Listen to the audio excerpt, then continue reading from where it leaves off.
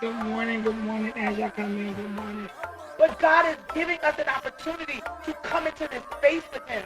I believe that as you obey Him and say what He says, as you obey Him and do what He tells you to do, that things will be added unto you. God, I thank you. I thank you that you are multiplying as we obey. I want your holiness and your righteousness to guide what comes my way.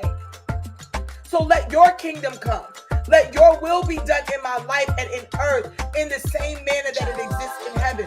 Your perfect will for my life. It is the God who is and who does that is mindful of us. It is that God who has promised you something, which makes the promise a sure promise. In the name of Jesus, God, we thank you this morning. We thank you this morning. We thank you this morning. We stand on your word. We speak what your word says. We echo what your word says. We repeat what your word says. We repeat your promise to us. Greater is he that is in us than he that is in the world. We are more than conquerors through him that redeemed us. We thank you, God.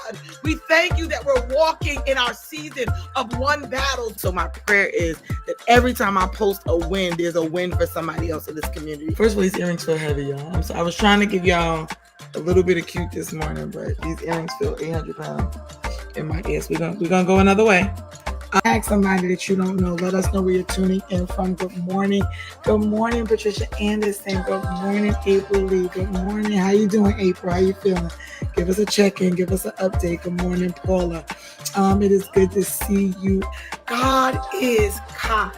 God is good. We thank you, oh God, that we are living in expectation. We are living in excitement about what it is that you are going to do. How can I help you build what you're building while I'm figuring out what God is asking me to do?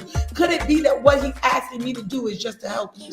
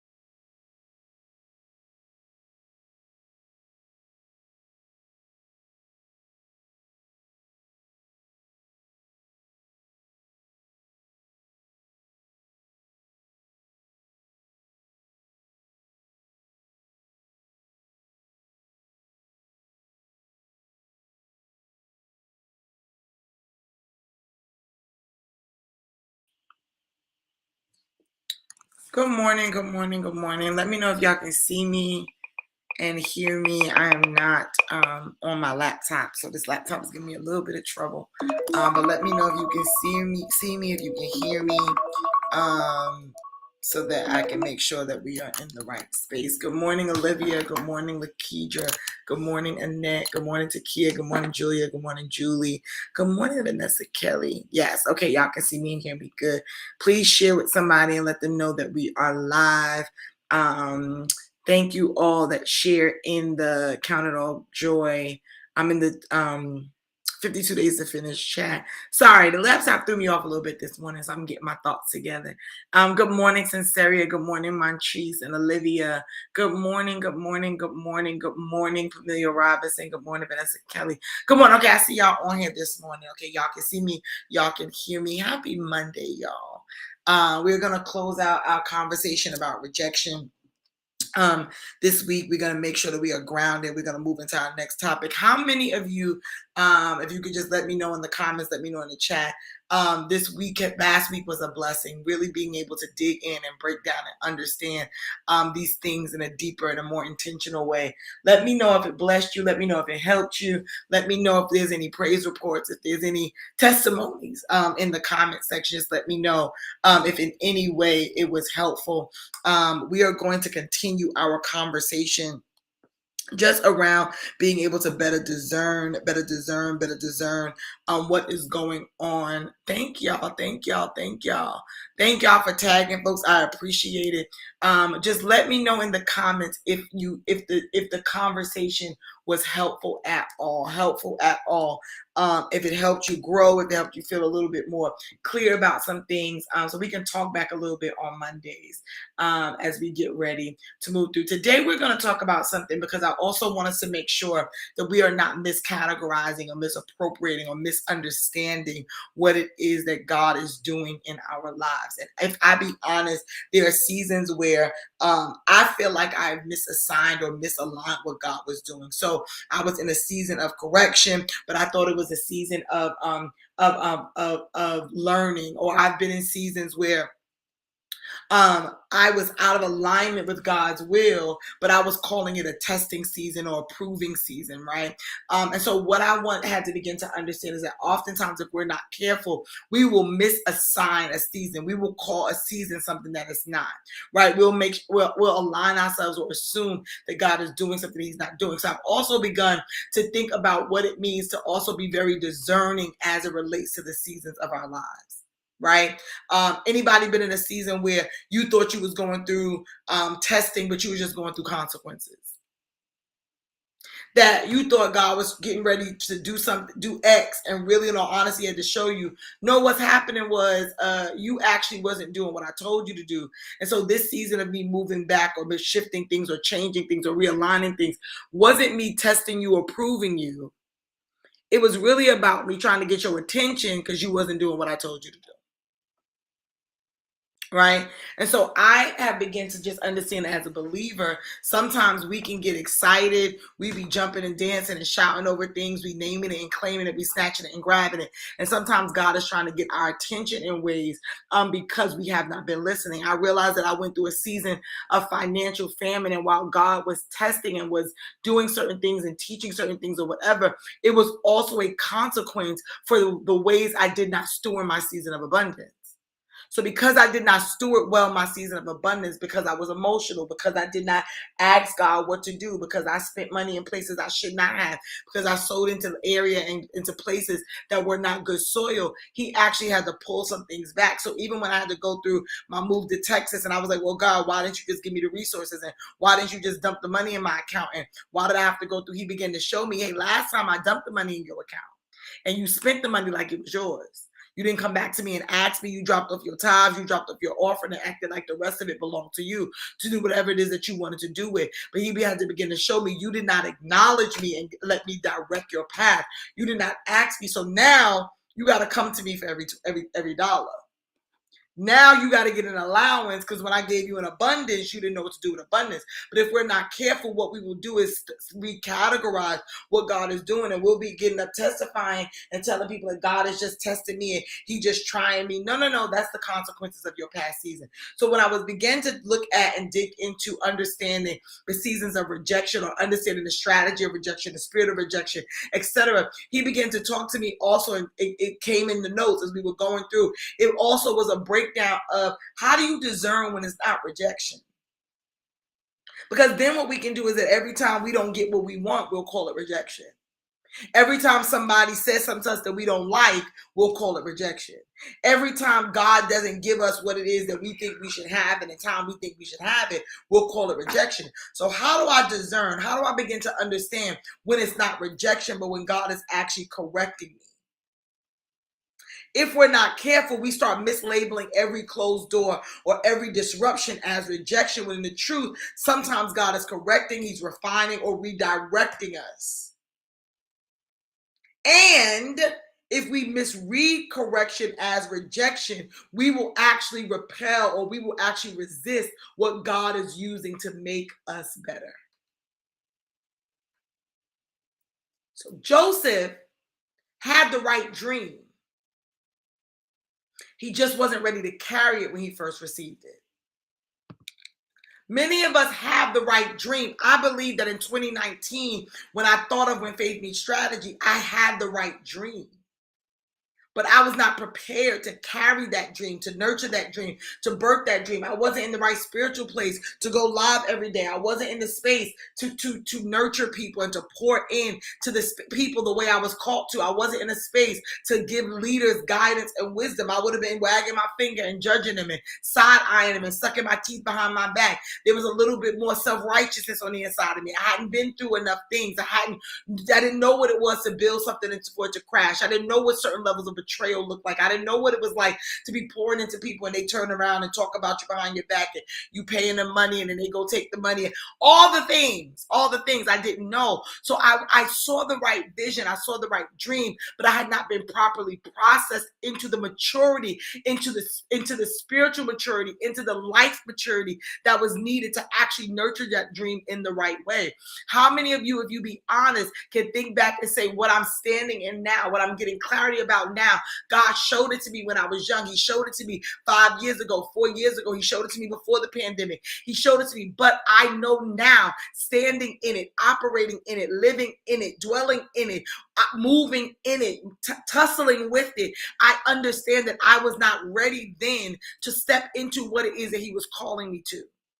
I know that my attitude wasn't right. My temperament wasn't right. My prayer life couldn't support it. I'm clear that I did not have the grounding and the emotional maturity, the spiritual maturity, the natural maturity to stand in what it is that he was calling me to stand in. So there's some things that God allowed, some things that he took me through, some things that he moved me into and moved me out of that were not rejections. They were corrections. They were maturations. They were things that he was using to align me and to put me into the place that he needed me to be in for me to operate and not sabotage the assignment.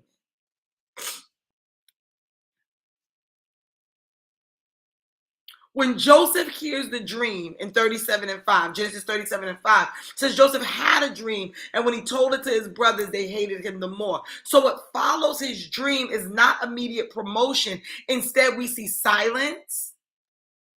Instead, we see false accusation. Instead, we see isolation. Instead, we see him waiting on other people to remember him.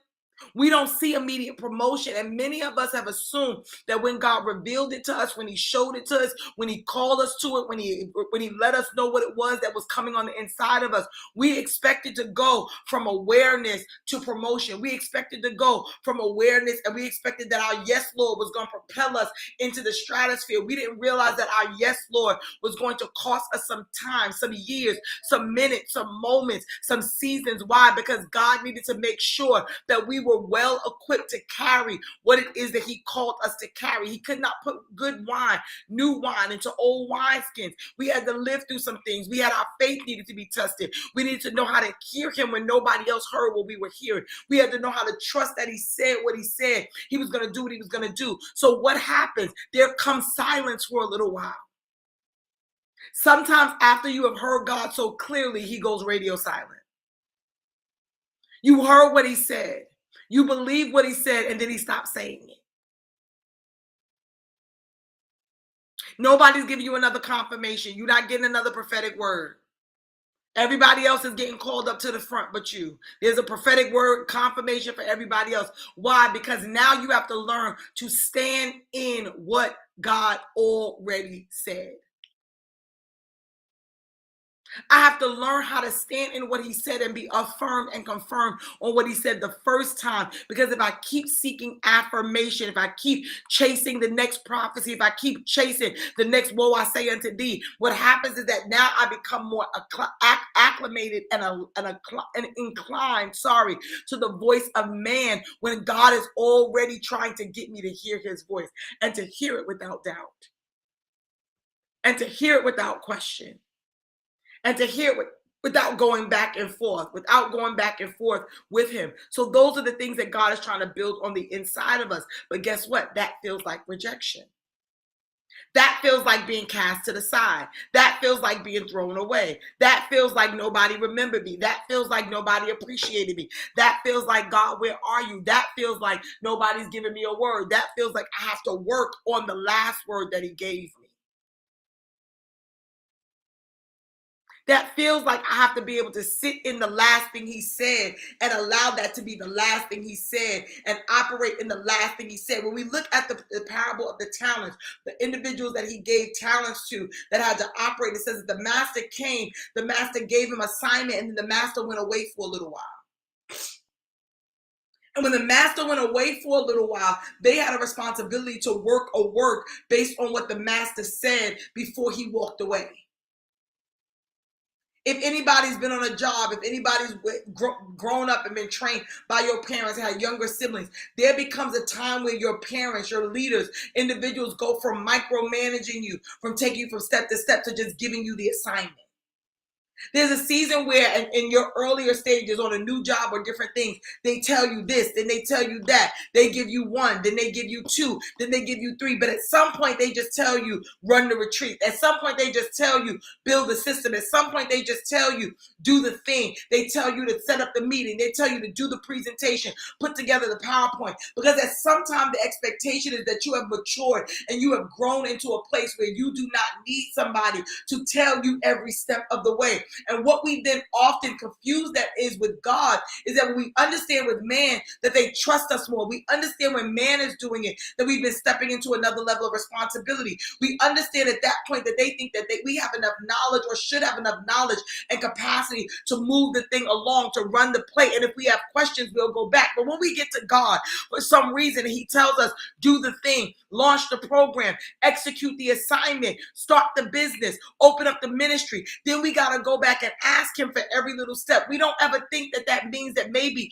he trusts what he's already put on the inside of us. Maybe he's putting us in a space where we have to come back now and get to as far as we can go and then come back and ask him for next steps. Have we thought about the signs of maturity in our Christian growth? So sometimes he gives you the dream and then he gets quiet. Because now you need to tap in to what he has already placed on the inside of you. God was not discarding Joseph. This wasn't all about rejection for the sake of rejection. There was a refinement happening. There was a development happening. And so if we're not careful, we will misunderstand the assignment. Somebody write in the chat, I understand the assignment. Assignment understood. I understand what it is that God is doing. I understand what it is that God is saying. I understand what it is that God is trying to accomplish. I understand the assignment. In this season, I understand the assignment. In this season, I'm clear about what God is doing. In this season, the enemy can't derail me. Why? Because I'm paying close attention to the signs that what God is saying. I'm starting to process differently what is happening. I'm paying attention to what's happening in the earth. I'm paying attention to what's happening around me. So my clarity is sharper. I understand a little bit better what is going on. And so I'm not misreading and misinterpreting and misunderstanding what's happening. I understand the assignment. When God sends correction, we cannot mislabel it for condemnation. Why? Because Hebrews 12:6 says the Lord, he disciplines the ones that he loves. He chastises every son whom he receives. That means that I'm out here acting crazy and wild and God is not sending correction and refinement and alignment. Maybe he don't see me as a son. Maybe I'm not being seen as one that is loved by God. But when God got his foot on my neck, when God is in my business, when he's minding all my thoughts, when he don't let me get away with rolling my eyes and sucking my teeth and having an attitude and being lazy and being dismissive, when he does not allow me to do it my way, when he's constantly correcting me and redirecting me, maybe that is a sign of my sonship. Maybe that is a sign of the depth and the breadth and the love of God. Why? Because he is talking to me about me, because he's aligning me about me. Correction is a sign of sonship. If I am not corrected by God, potentially he does not see me as his child. I'm nervous about people that never get in trouble. I'm nervous about people that God don't never pull their coattails. I'm nervous about people that seem to be able to serve God but never be corrected by him in their serving, because I understand that there's a group of individuals that will get to him at the last day and that will say, Lord, Lord, we did these things in your name. And he's going to say, get away from me. I never knew you. I stopped being overwhelmed and bothered by people that look like they can teach, preach, and prophesy, but live anything, because it's possible that those individuals are going to be counted in the group of folks that he says, I don't know you at the end. That yes, you ran revivals and services in my name, and yes, you did altar calls and conferences in my name, but the truth of the matter is I never knew you. I want the response of a son. I want to hear, well done, good and faithful servant. I want him to have known me. We have to not be distracted by folks that seem to be able to get away with any and everything, any and every type of living, any and every type of behavior, and God never seemed to correct them or catch them or ask them any questions. Why? Because it could just be that they belong to the neighbor. It could just be that they belong to the person down the street. It could be that those are the folks that's going to be in the list of folks that get to the end and he say, who is you? I need to be known of God. I need to be known of God. So how do I know? How do I know when it's not just rejection? There's 5 things I want you to take note of and see, how is it? How is it that I can start to differentiate when I'm just being put off or put aside, or when I know that it's the correction, it's the refinement of God? Number 1, the no is calling you higher.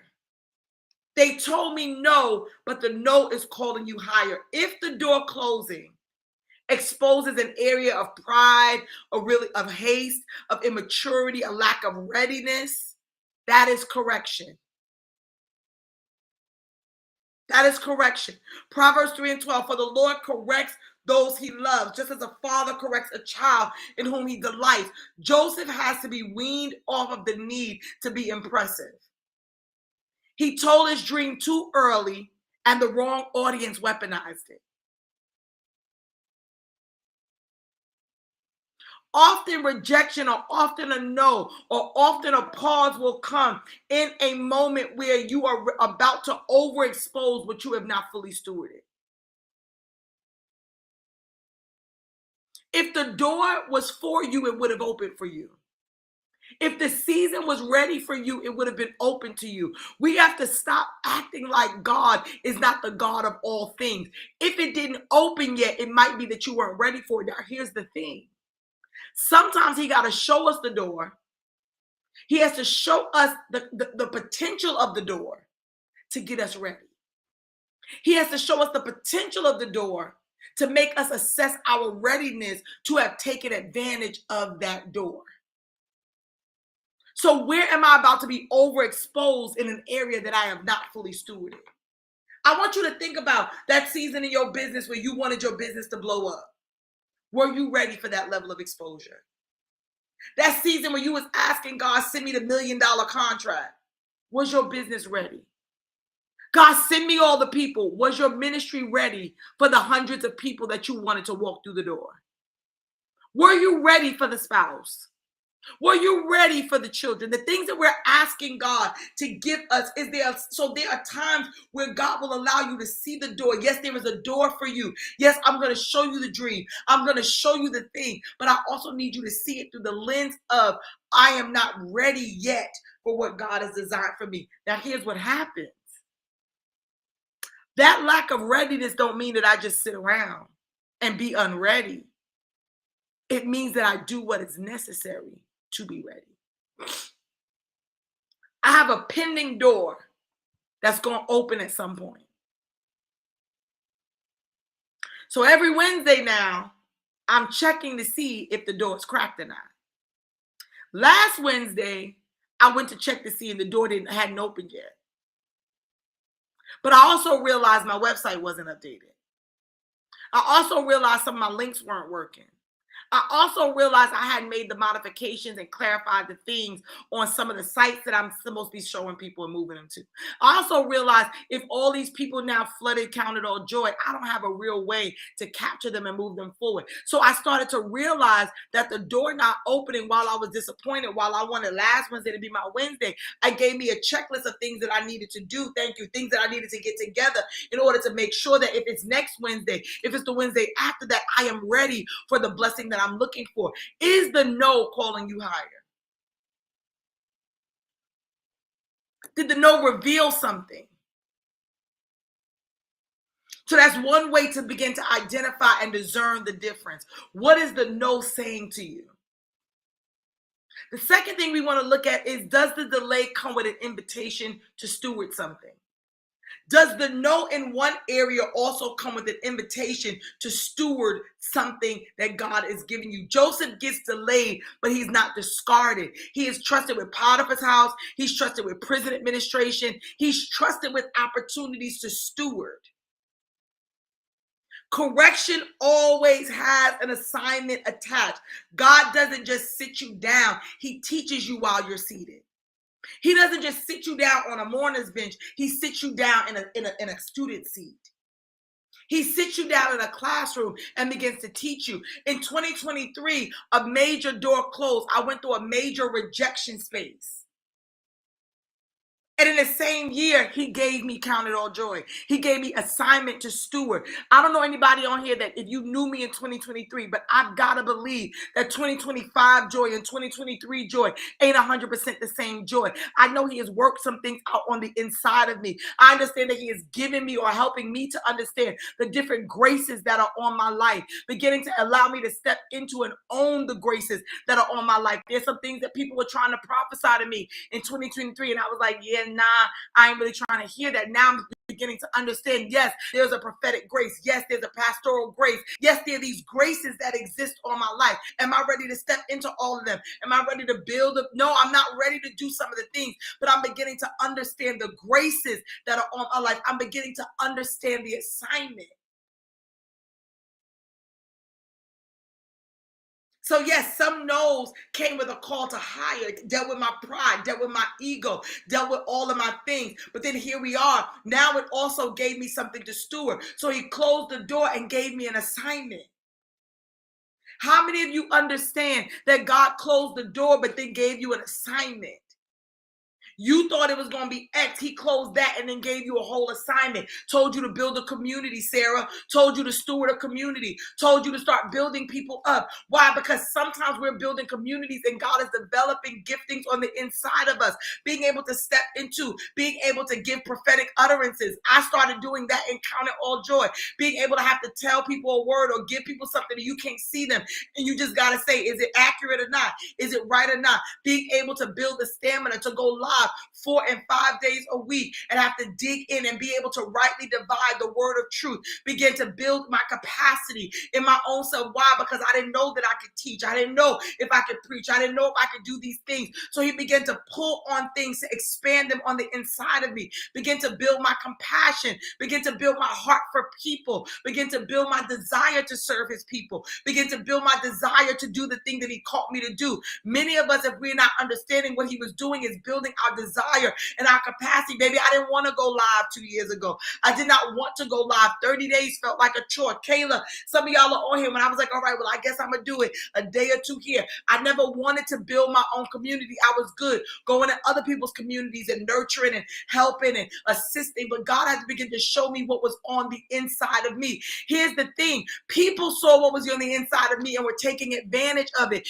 to build their kingdoms, to build their stuff. God had to begin to show me there's an assignment that I have for you. But he didn't teach me the assignment in a yes. He taught me the assignment in a no and a redirection. He said, learn how to serve me in Potiphar's house. Learn how to steward and navigate the prison. Know how to navigate and operate. Know how to get up every day when you're not flowing in abundance. Learn the discipline of moving every day when you don't feel like you have something to say, when you don't feel worthy, when you don't feel capable, when you don't feel competent. Learn how to follow my voice without shrinking into what other people want it to be. Know how to stand on your own own 2 feet. Learn how to be courageous enough to say what I'm telling you to say. Know how to speak the truth in love, because at one season I was speaking the truth in judgment, but not in love. There was things that he had to teach and refine. So how many of you understand that the delay also came with an assignment to steward something that did not feel like the main thing? There's a stewardship and accountability that he is teaching us. Correction always has an assignment attached. It always has an assignment attached. It always has an assignment attached. So what's the assignment that you got that was connected to the last time God told you no? Have you been stewarding it? Number three, how do you know? How do I know this is correction? This is God's hand. This is the Lord's doing. Number 3 is you feel conviction, not just disappointment. Rejection will wound your ego, but conviction will prick your heart. Psalms 139, search me, O God. Try me, see if there's any offensive way in me. If you find yourself asking God, is there something I need to learn? Is there something I need to understand? Is there something I need to do? He is getting you ready for correction and not offense. Oftentimes, rejection will just leave us offended, but the correction of God. Do I feel convicted? When that door closed, did I get an attitude, or did I start going back and looking at my processes and my systems? When that door closed, did I get mad, or did I start assessing some things differently? How did it hit your heart? Before somebody started talking to you about it, before people started telling you how you were supposed to feel, before somebody started giving you all their opinions and their thoughts, how did it hit you? Did it hit you as conviction, or did it hit you as disappointment? Number 3 was, did you feel conviction, not just disappointment? The scripture for 2 was Genesis 39, 22 through 23. It just talks about the warden putting Joseph in charge. God was with him and still gave him success. So the delay came with this invitation to steward something. The first delay put him in Potiphar's house. The second delay put him in a prison. Every rejection seemed to give him a new assignment.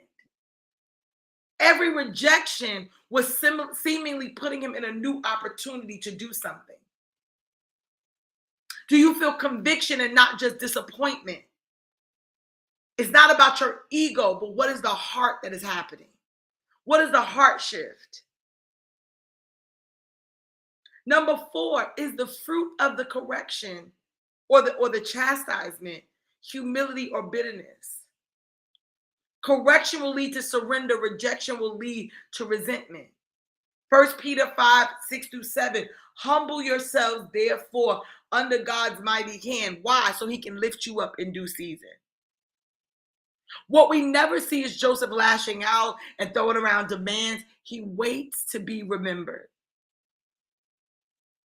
He waits to be remembered. Not only does he wait to be remembered, when he gets his moment of visibility, he focuses on the assignment and not the vindication. Oh God, some of us gonna have to hold ourselves together. The moment that he puts us on the stage, that's not the moment you vindicate yourself. That's the minute you hold on to the assignment.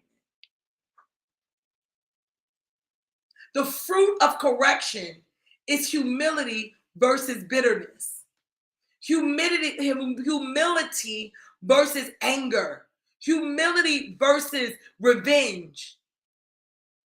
Correction will lead to surrender. Correction will lead to surrender. But rejection, just pure rejection for the sake of rejection, will leave you bitter. How many of us realize when we look back at it, it humbled me.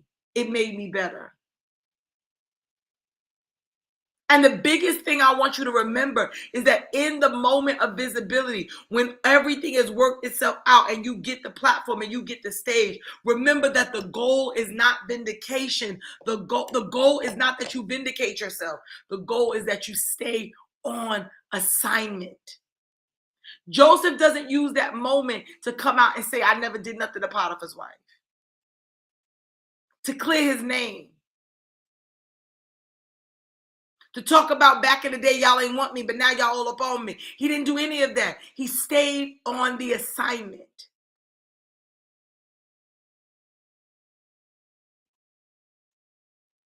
He stayed on the assignment. The last thing I want you to look at and make sure that you're understanding is God developing capacity or closing the chapter.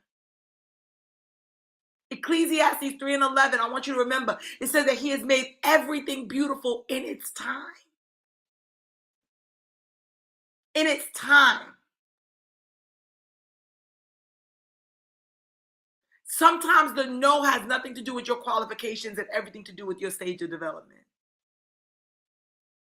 It has nothing to do with your capacity, nothing to do with your calling, nothing to do with your anointing, nothing to do with anything other than you are not at the right stage of development for what it is that I'm calling you to do.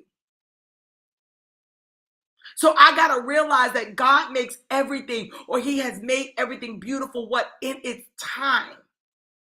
If we even look in nature, there are things that are ugly until their time. I'm going to say this, y'all don't judge me. My niece was born premature. My niece came out, I think about 25 weeks or 24 weeks. She was very premature. So she was on the outside when she should have still been on the inside. And her being on the outside when she should have been on the inside, when I was looking at her, she didn't look like she should be on the outside. She looked like she should still be on the inside. So she wasn't beautiful to me. I was looking and I was like a little tadpole. The babies look like they look like they still forming. They try to figure things out. In its time, when she caught up, she's one of the most beautiful children I've ever seen. Beautiful long hair, eyelashes that look like they glued them on, like beautiful skin, just a beautiful little girl. But before her time, she still looked like she's supposed to be inside. I was nervous before her time. Some of us are looking at things in this premature state, and we're judging what it's going to be. You looking at your business, but it's still ugly because it's premature. You looking at your ministry and it's still ugly because it's premature. You looking at the call that God put on your life. You looking at your social media following, and them 32 people still feel ugly because it's not yet its time. It don't look like it's supposed to look like.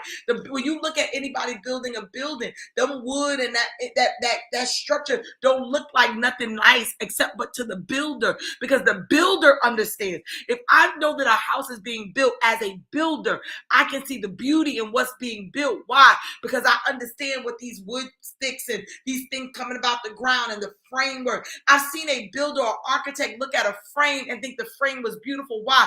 Because they can already see the house. Based on how the frame is set up, they can see the rooms and they can see all the areas and they know what it's going to look like, and they can tell you how beautiful these posts are, how beautiful this framing is, and how sturdy it is. Why? Because I can see the beauty of it. I can see the bones of it. But some of us that don't know what that look like, we waiting for the house. Things sometimes are ugly before their time. You're in an ugly season. Why? Because your time is not here.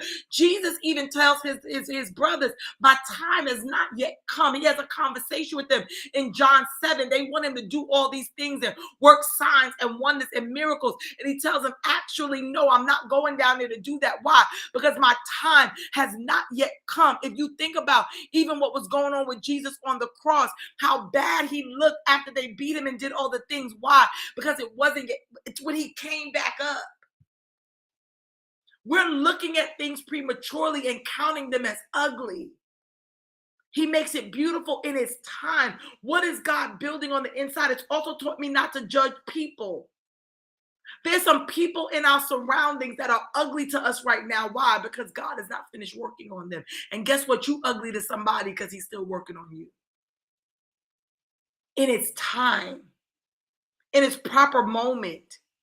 Some of us are miscounting or discounting our giftings, our anointings, our value. Why? Because we still walk around ugly.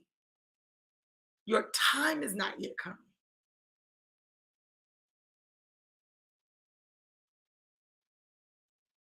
Not every closed door is the enemy. We give the enemy credit for a lot of stuff. Every closed door, every missed opportunity is not the enemy. The devil ain't always mad. He's always mad, but he ain't always active. We give the devil so much power. I want you to think about certain things. If God said that I will open doors that no man can close and close doors that no man can open, why do we keep giving the enemy power or the enemy control or the enemy credit for closed doors? If God is saying I can open a door and no man can close it, I can close a door that nobody can open. If the door is closed and I'm in alignment with God, you got to go read it, Tanya. It's John 7:1. If I'm in alignment with God and I'm doing what God is saying, and I'm engaging the way God is telling me to engage, how is it that I keep blaming the enemy for the closed door? Am I then saying that Satan is stronger than God? If God is opening and closing doors that no man can change, but every time a door closed, the devil just busy. The devil just, am I inherently trying to say that the enemy is stronger than God? We got to be careful that we just keep, every time something don't be what we want it to be, we start giving the devil credit.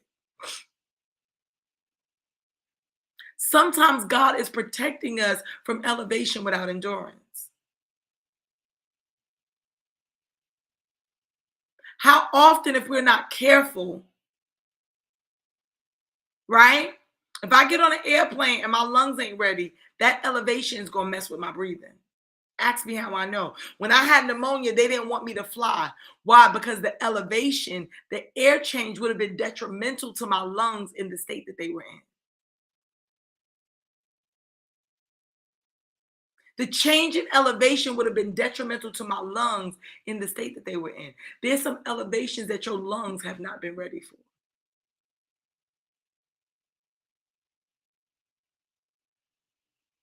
Stop rebuking what God is sending to build you.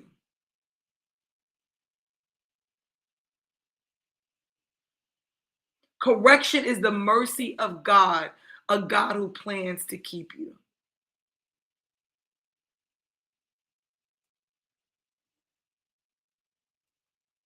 So number one, here are the questions that I want you to ask to understand when I'm being corrected and when I'm being rejected. I'll go back to the beginning. One is the call. Is the no calling you higher? Number two, does the delay come with an invitation to steward something? Was I delayed, but I was also invited into stewardship? This didn't work, but he gave me a whole nother assignment. This didn't work, but he gave me a whole nother thing to be responsible for. Number three, do you feel conviction, not just disappointment? Conviction says my heart, it addresses my heart. Disappointment is really about my ego. I thought it should be my time. I thought it should be my moment. If you find yourself asking God for the lesson in the moment, more than likely you are going through what he is preparing you for as a correction. Number four is the fruit of the moment, humility or bitterness. Am I finding myself being humbled under God's hand? Or am I just in my bag? And what we don't understand sometimes is that if we're not paying attention, if we're not careful, we won't even acknowledge what we originally felt. We'll allow the secondary feeling to take over the primary. Sometimes self-righteousness will try to come on top of conviction and pull us into another headspace. The last question is God developing my capacity or is closing a chapter?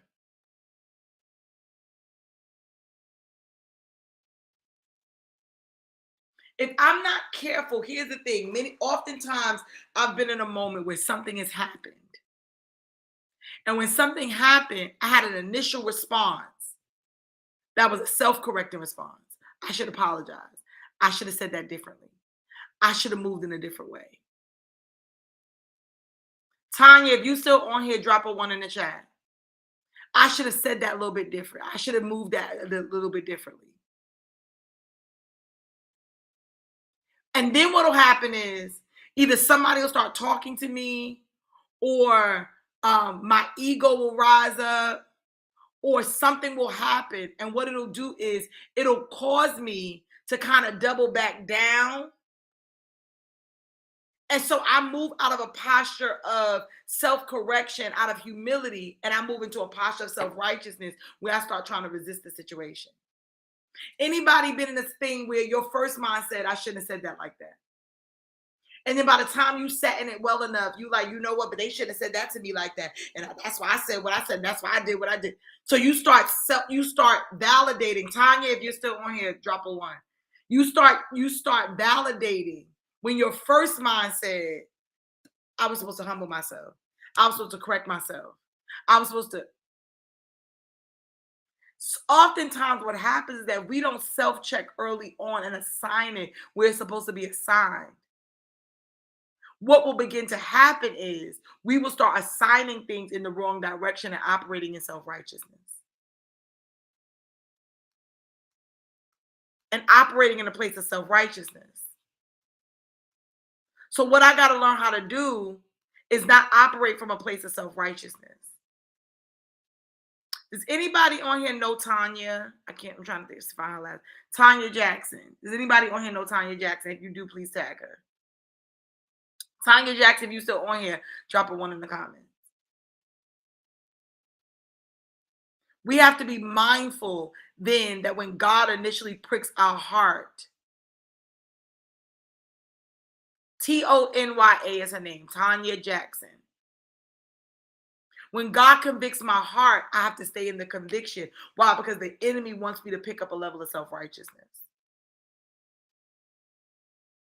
If I'm not careful, I'll become self-righteous. Tanya, when you asked about that scripture, God definitely got in my chest because I could have said that nicer. It was John chapter 1, and it's talking about when Jesus was sending his brothers down.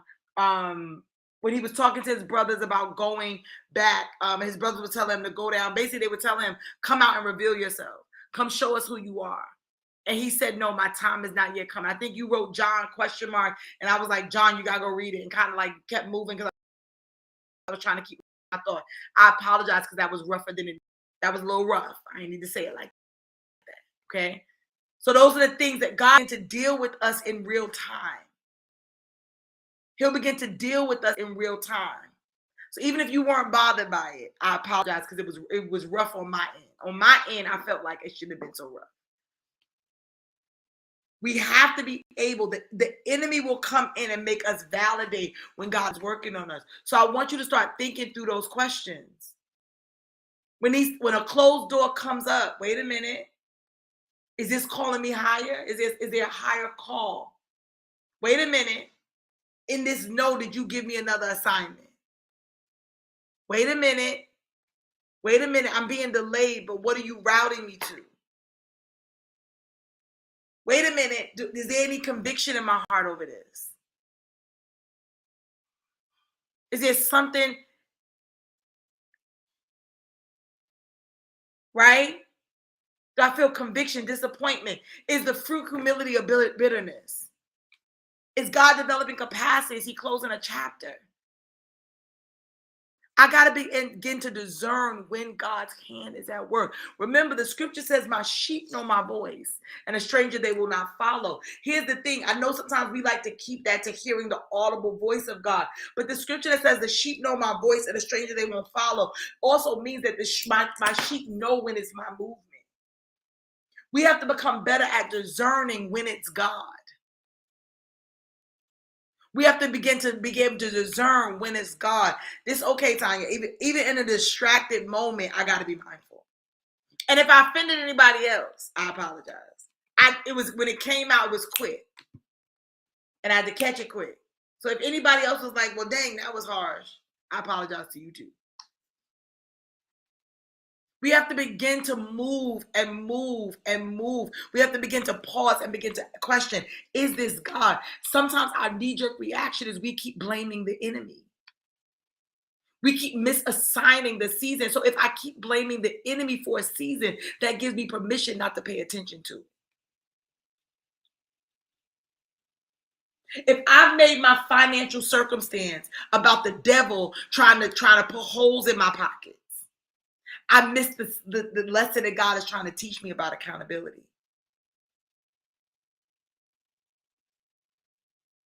If I look at my season of singleness as just I'm supposed to cross my fingers and my ankles and wait, I miss that maybe God is showing me or teaching me something in this season. What does he want me to birth? What does he want me to see? What does he want me to understand? If the business falls and I just call it warfare, I lose the moment to identify and begin to understand and see, hey, wait a minute. What is God showing me in this moment about what I took from the last season? What is God showing me about what failed? What is God showing me about what didn't work? But if we're not careful, what we'll begin to do is if we blame the enemy for everything and call everything warfare, we remove personal accountability. In this season, I've got to know when it's God and what is God. So there's a season of I have to begin to discern when is God's hand at work. Y'all, does that make sense? God is also for many of us, I want you to understand, many of us, many of the people that I'm around, and then tomorrow we're going to talk about the seduction of premature reconnection. Because God separates some things and then the enemy will try to seduce our minds into reconnecting with things that God absolutely has not called us to reconnect to. There's another area that God wants to deal with us with, and I'm going to hit it really quickly, is deliverance for the need of acceptance. Why? Because many of you are called to lead in places where you are in the forefront. The problem with leaders that need acceptance is that we're constantly seeking the validation of the people. Let's talk about Saul for 30 seconds. Saul got thrown off his square because the people were saying that David killed tens of thousands and Saul had only killed thousands. Saul got overwhelmed and frustrated because he kept trying to follow the acceptance of the people. So here's what God has to do. God begins to show y'all wanted a king that wanted your acceptance. But I need a king that wants my acceptance. So David is the king in the wilderness, in the field, with the sheep, alone with God, shepherding things that can never say thank you. I want you to understand leading people versus sheep. Sheep don't come back and say thank you. Sheep ain't going to bring you an offering or honorarium. Sheep don't invite you to dinner. David had to learn what it was to shepherd something that was almost thankless. Anybody on here pet parents? People compare pets to kids. Guess what? I'm going to say the difference is I'm going to spend 18 years possibly taking care of a dog that can never wash dishes, that can never run an errand for me, that's never going to go to the store, that's never going to get old enough to do anything for itself. You are shepherding. You are taking care of something that doesn't reach a stage of maturity to be able to do anything back for you in the tangible. Kids, the hope is at some point they get old enough to make sure that you don't have to go in the nursing home. Daisy ain't never finna change my diaper. Daisy ain't never finna pay a bill for me. Daisy's never gonna plan me a birthday dinner. So you gotta realize that David has to learn how to shepherd in a space that is thankless. He has to learn how to shepherd in an area where the sheep are never gonna throw him a birthday party. They never gonna throw him an anniversary. They never gonna come back and say thank you. He not gonna get no birthday gifts. He don't get no grand sheep and no grand, I don't even know what you call baby sheep. He don't get no grand lambs. There's nothing that he gets. He has to take care of something that is smelly. He got to take care of something that's always going to be under attack.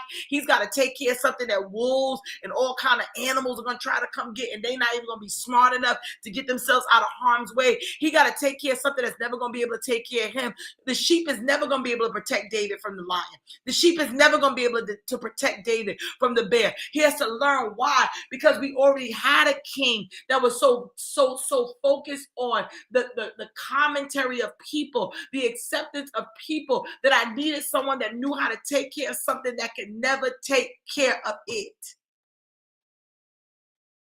And if we're not careful, We'll become people that are always needing the validation of somebody else. That is why God has us working with people, with children sometimes, that can never tell us thank you. Erica, I know what you're doing right now. I know where you're working right now, but God is also using it as a preparational ground for some other things. Why? Because so many leaders get distracted in wanting to lead people that are lucrative. They want to lead folks that are rich and lead folks that got a lot of money and lead folks that got a lot of fame and lead folks they want to be celebrity pastors and they want to be celebrity coaches. But what about the sheep? What about the folks that can't do nothing back for you, that can't even take care of themselves? Who's taking care of the least of these? Who's taking care of the ones that can't do nothing back for you? And that God will be your reward. God is teaching many of us how to live in an area where He is our great reward. He is our inheritance. He is our thank you. He is our well done. And if we're not careful, we'll miss the assignment. I know everybody want to open up a business and help the millionaires and the billionaires, but the hundredaires need support too. I know everybody in the lane that I'm in. I know there's a push to go help the mega ministry, but I want to help the little urban storefront church. Why? Because there's souls in there too. So He has to begin to teach us how to do a couple of things, how to be obedient without needing closure. Some of you right now are waiting for God to fix some things so you can obey Him. He says, what if I ask you to obey me without closure? What if you got to obey me while I don't answer you? Many of us have learned to use obedience as a bartering tool with God. If you do this, God, I'll obey you. He said, obey me when I don't do it. I promise God, if He let my father live, I would serve him. My father died. I still got to serve him. I beg God for clarity on certain. God, just explain to me why this happened. God, I'll do. We start trying to use our obedience as a bartering tool. He's like, you got to obey me, period. Anything else is extra.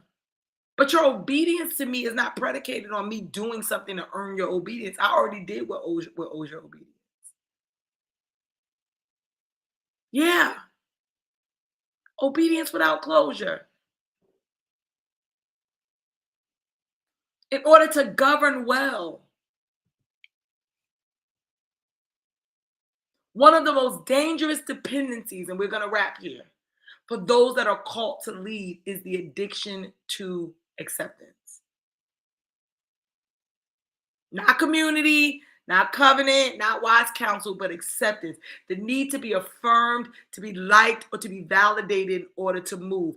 This becomes a trap for leaders, especially those who are used to being misunderstood, prematurely elevated, or deeply gifted, but emotionally underdeveloped. What we see right now that's happening in the body of Christ is a bunch of leaders that need acceptance from man over acceptance from God. They need affirmation and validation. That's why we censor our messages. That's why we preach what's popular. That's why we say what's not going to get us canceled. That's why we repent to people while sinning against God. You know, before the scandal dropped, you were sinning against God. Thank you for the PR campaign that you run in to make us forgive you. But have you talked to God? But before they leaked the text messages, before the video got shared, before the people started snitching on you, you were actively sinning against God. So thank you for all the apologies and the letters and the posts that you issuing to make us feel better so that we can keep coming to your lives and your services. But have you repented towards God?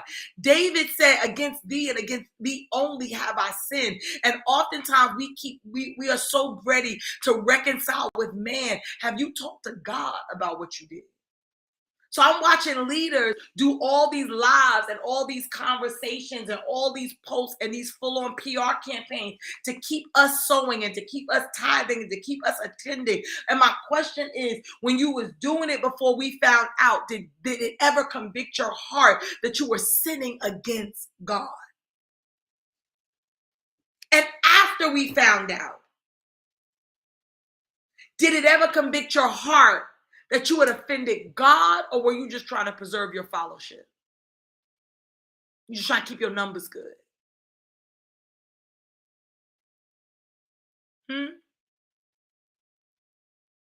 Because when I realize that I've sinned against God, I don't rewrite the Bible to validate my sin. I don't reframe the whole story of grace to make my falls and my shortfalls acceptable.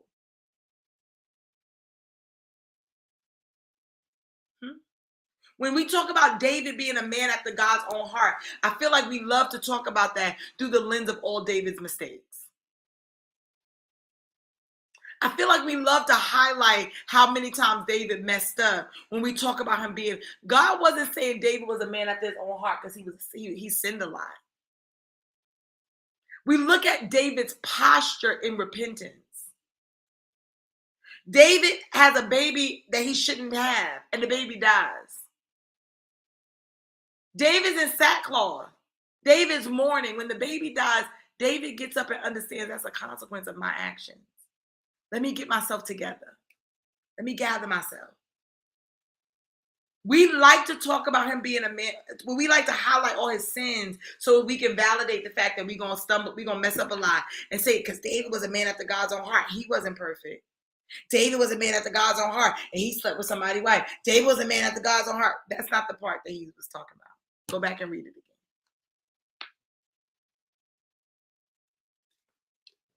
That's not the part that he was talking about. The repentance, the acknowledgement, the humility, the I'm a king, but I'm still a worshiper. That's the stuff that he was talking about. He wasn't talking about the fact that David had a problem with the girls. So we out here validating our sin with David's story. That's not the part that he's talking about.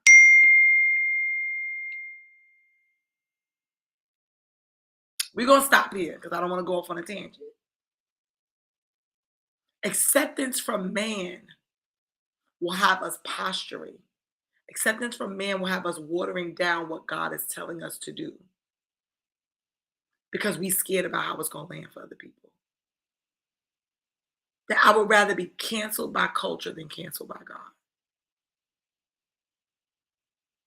I'd rather the culture throw me away than have God tell me to get away from me. I never knew. Y'all all right? Drop a 1 in the chat. The Crossroad, August 13th through the 16th. If you come in, come on. We had to update some things. The website is thecrossroad.info. Tickets are $197. You come in, come on. Right? You come and come on. I'm excited about what God is doing. The download that God gave me was insane. And this is not a conference, it's a confrontation. This is going to be a confrontational moment with our assignments and our destiny. This ain't the conference that's going to be a lot of decorations. Bring a lot of notebooks. I told y'all, be comfortable for this one. This ain't going to be the one with a lot of stuff on the walls.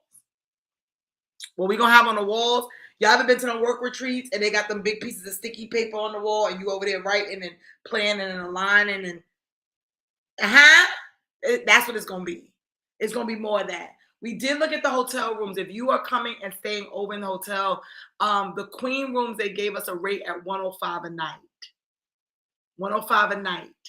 So at $105 a night, that means if you do queen beds and you have a roommate, the room is only $55 a night or something like that per person, right? So the website is thecrossroad.info.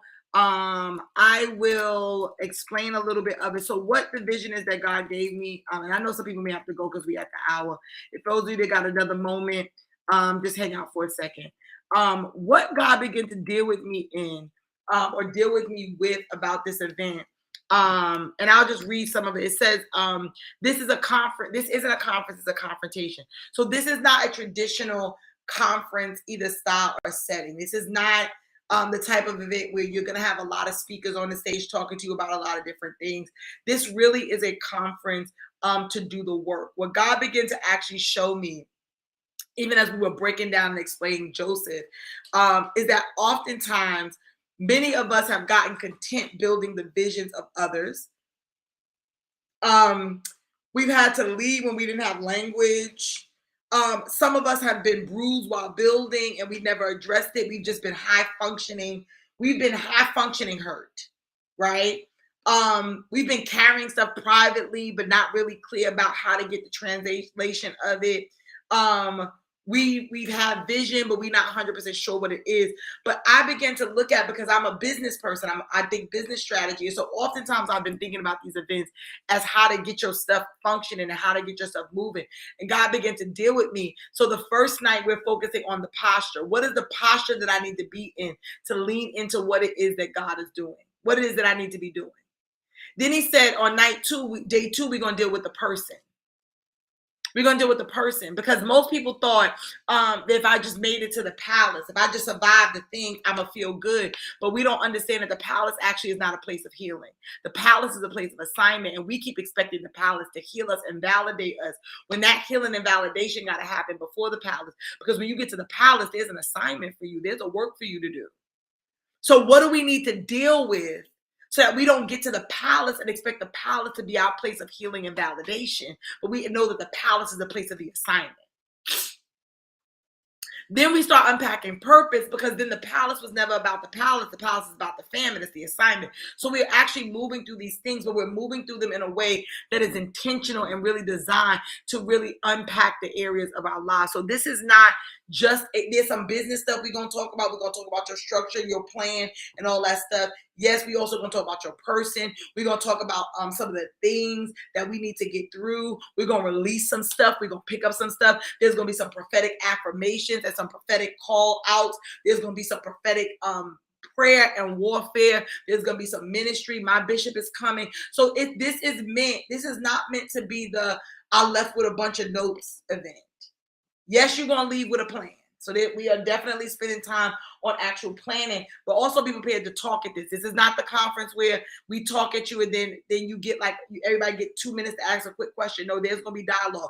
If you ever been in a session with me, we go into classroom style. I'm moving up and down. I'm looking at your paper. This is more of, think of a residency. If you ever been to a doctoral program or certain programs, they bring you in for a residency intensive.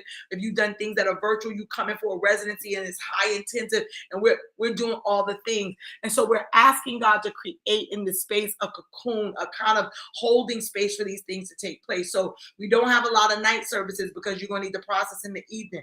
There's time for networking. We're going to engage all those things, but we're looking to move into what it is that God is saying and doing. So if you getting your ticket, come on. We're actually going to close registration in a couple of weeks, because I need final head count so I can start preparing. When I say a couple of weeks, because we already in July and the event is in August, probably in the next 3 to 4 weeks, 3.5 to 4 weeks, we're going to close registration, because if you know me, I like to prepare for who's coming.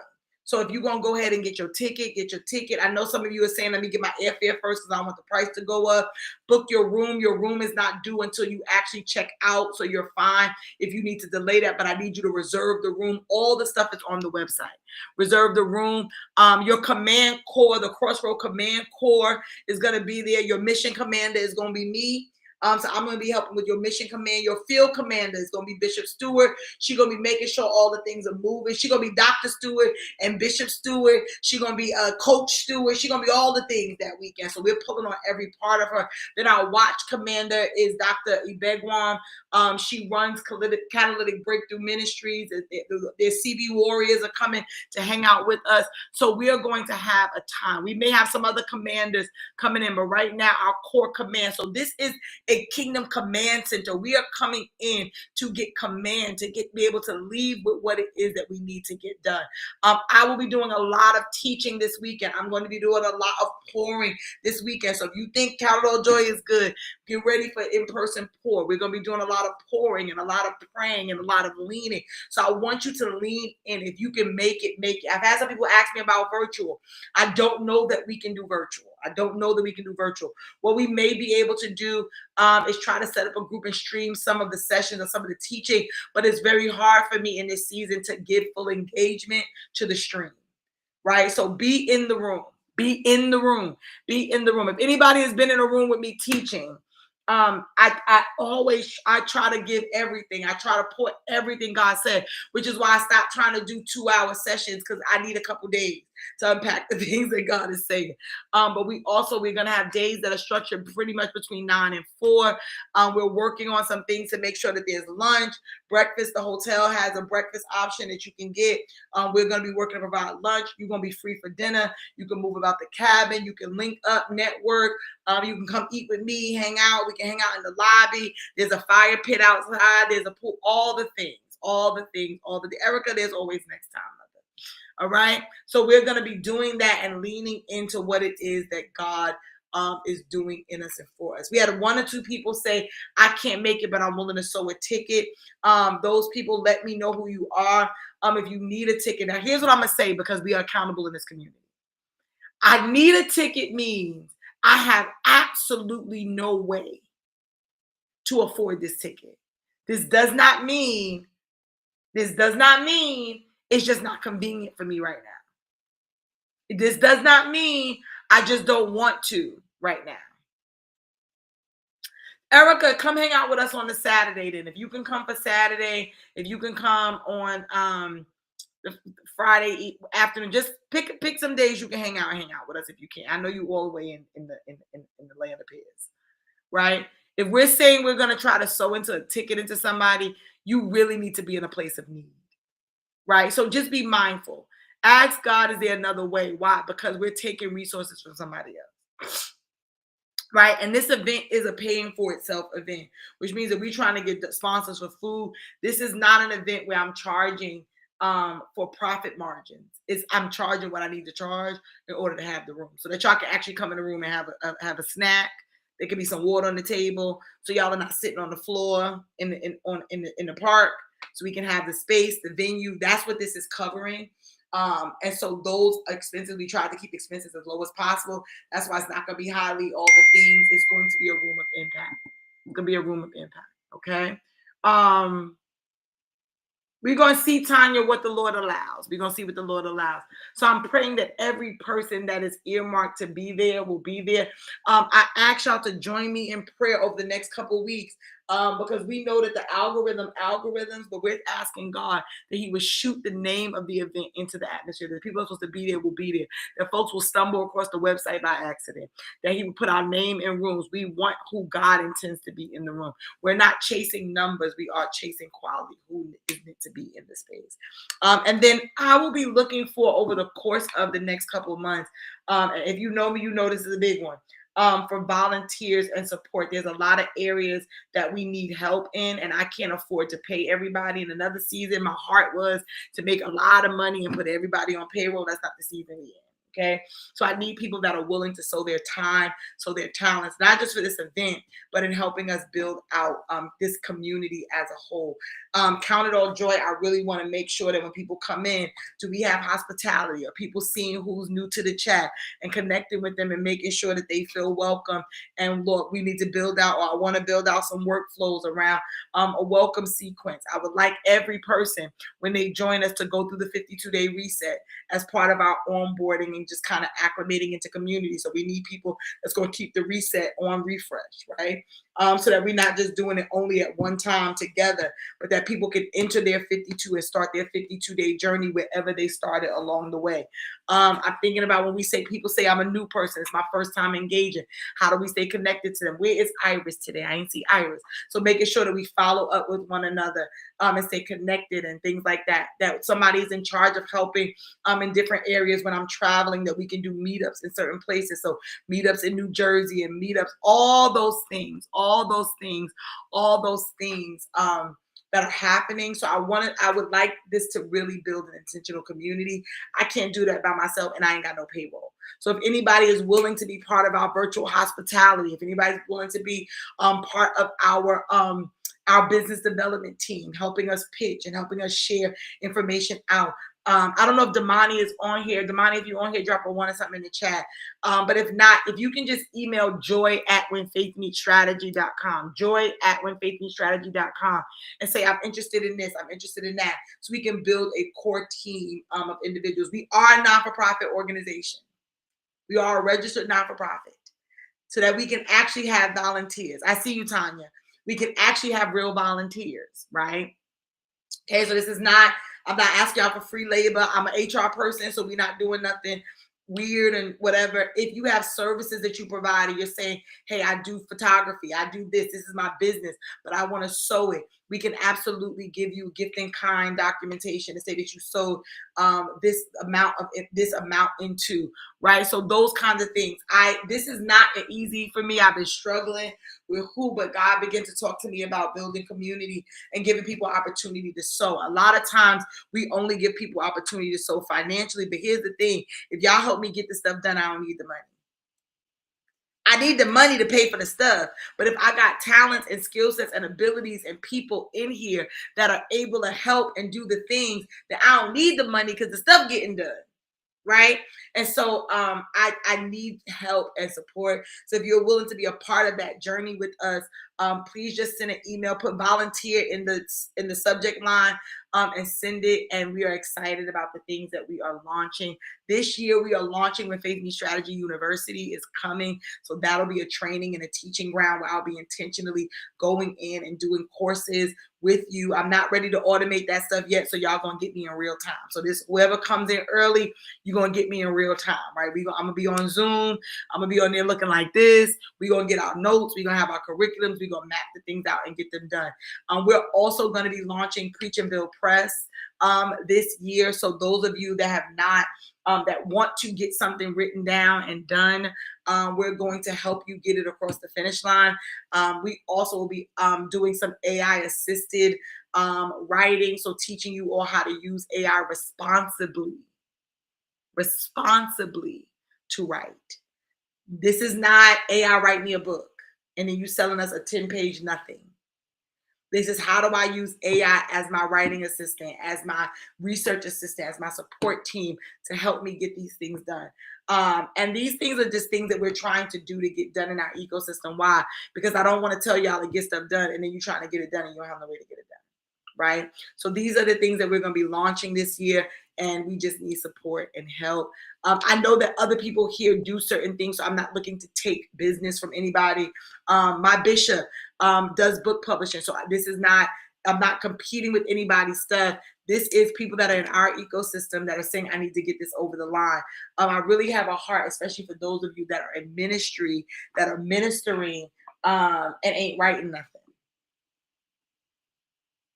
Those of you that have thought leadership in areas and you ain't put nothing down on paper.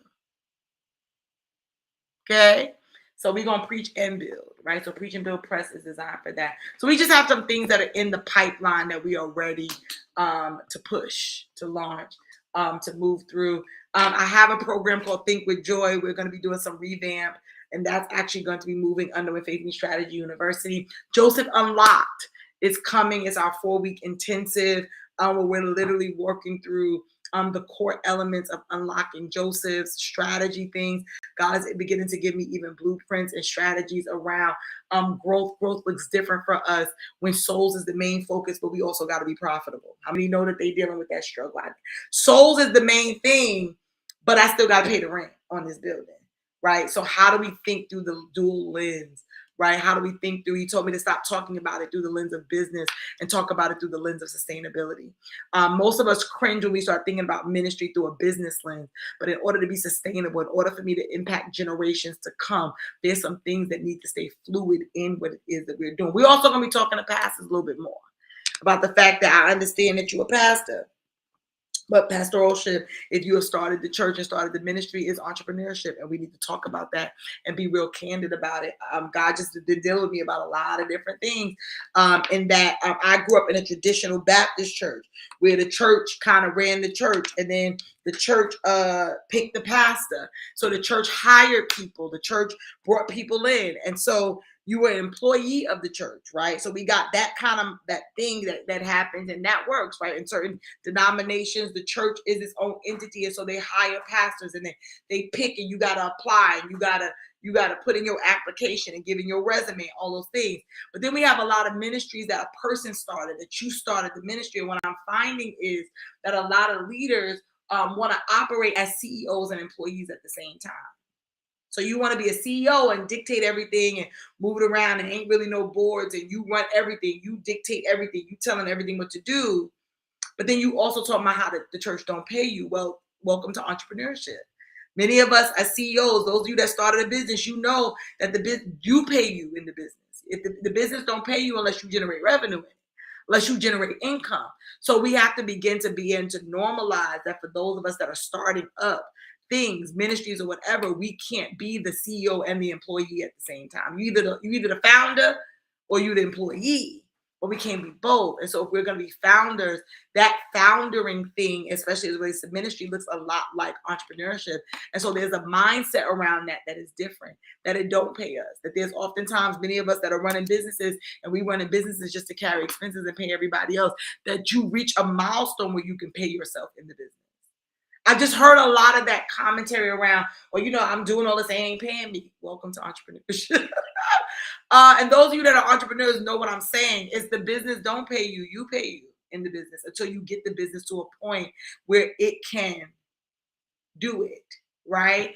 And so we have to start thinking about, right, I want more leaders and more pastors to begin to be able to embrace the entrepreneurial piece of what it is to start that and some of the mindset shifts that are needed. So I hope this is helpful. I'm not going to go down this tangent too far. We're going to wrap here because we are way over time and it's a Monday, but I pray that this was a blessing to somebody. I pray that y'all receive what y'all need to receive. I'll look for those emails and I will see y'all on the morrow. Okay. Love y'all. Bye. Remember, God is kind. Remember, those of you on 52, we have prayer. No, we don't have prayer. We have prayer on Wednesday. But we're doing our 52 days. Remember that you are walking for your 30 minutes or getting your 30 minutes of movement in. Remember that you're spending your 1 hour of consecration, Bible study, whatever time with God. Count it or joy, don't count as your hour, okay? You got to do your own personal hour. I love y'all. Bye.